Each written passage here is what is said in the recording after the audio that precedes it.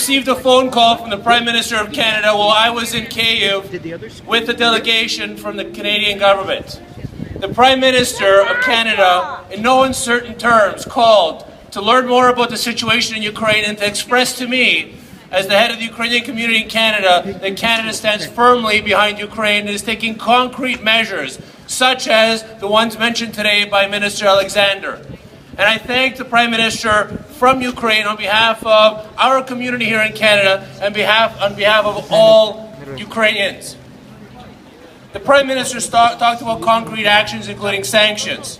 And I was able to, after that conversation with the Prime Minister, greet the Maidan during the Vicha on Sunday afternoon. First of all, on behalf of our community here, I deeply bowed my head to them for what they've done to bring Ukraine back on the road towards democracy. I thanked them on behalf of all of us.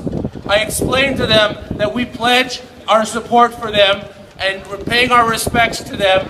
The crowd roared, "Дякуємо Канаді, дякуємо Канаді."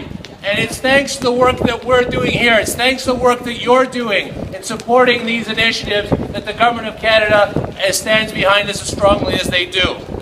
What is very clear during my meetings in Ukraine, with the Prime Minister, with the Acting President, with various senior ministers, is that Yanukovych was clearly working for Putin. Yanukovych clearly decimated the Ukrainian state.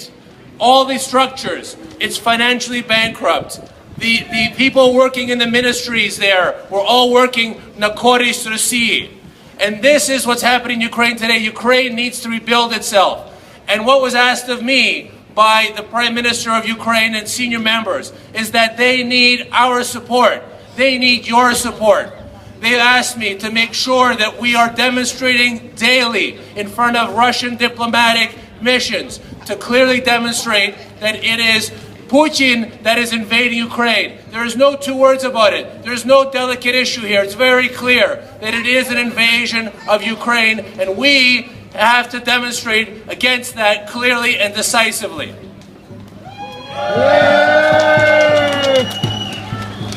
It's important for all of us around the world to make sure that the world and the international community, that the press realizes that this is a clear invasion and that the international community must stop and roll back this invasion. We need to impose clear and unequivocal sanctions, both travel restrictions and financial sanctions against Putin and his government. The government of Ukraine was very clear to me in saying this is not a war with the Russian people. In fact, the freedom-loving people of Russia want a democratic Ukraine because they also want a democratic Russia, and that is what Vladimir Putin is the most afraid of. We're encouraging Canada and all G7 countries to make sure that they throw Russia out of the G8 and it becomes a G7, and that the next G7 conference happens in Kyiv, Ukraine. And finally, ladies and gentlemen, what we are calling for is immediate military demonstration that, in fact, NATO should step up and protect Ukraine. Many of the NATO member countries, in particular Great Britain and the United States, have pledged to support Ukraine's security, and they're not doing that sufficiently. We need to show this thug, Putin, that we're not going to be weak and that NATO will, in fact, work in Ukraine to ensure they protect Ukraine's territorial integrity. And we're calling upon Canada and all NATO countries to step up and enter Ukraine and defend Ukraine's territorial integrity.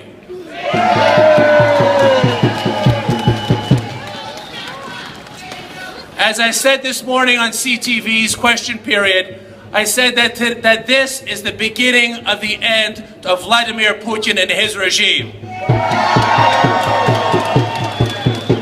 He is facing international isolation.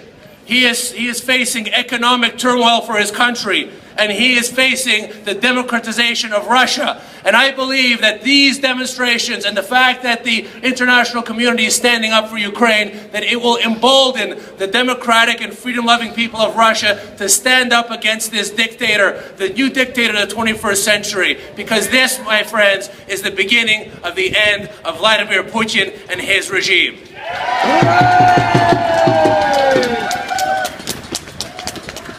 I'd like to leave you with some words of encouragement, because I am encouraged.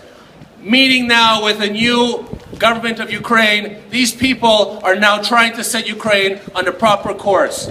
And they're dealing with issues like corruption. They are actively moving towards joining the European Union. And these are important steps that we must support. We will be calling on all of you to lend your expertise so that we don't let Ukraine down like we did after the Orange Revolution, that we in fact go to Ukraine and help rebuild a strong, democratic, free country that respects the human rights and dignity of its people, that we need to battle with corruption, that we need to lend them our expertise, and we'll be calling on all of you to help in supporting that. We need to support Ukraine. We need to support Ukraine financially, and I'm glad that the international community is stepping up. We also need to support civil society. And these funds that you're gathering here today, and we'll continue to ask you to support these initiatives, where we're working with civil society in Ukraine and helping build up those democratic institutions are so very important.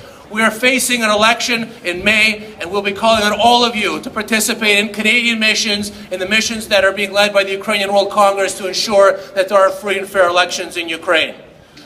What's next? What's next? All of us need to be steadfast, to keep up the pressure internationally, and to keep up the pressure on the European countries. Because unfortunately, there are still several key European countries that are sitting on the fence. We need to see Great Britain, we need to see Germany impose serious economic sanctions and travel restrictions on Putin and his regime. Шановні українці, разом ми переможемо! Слава Україні!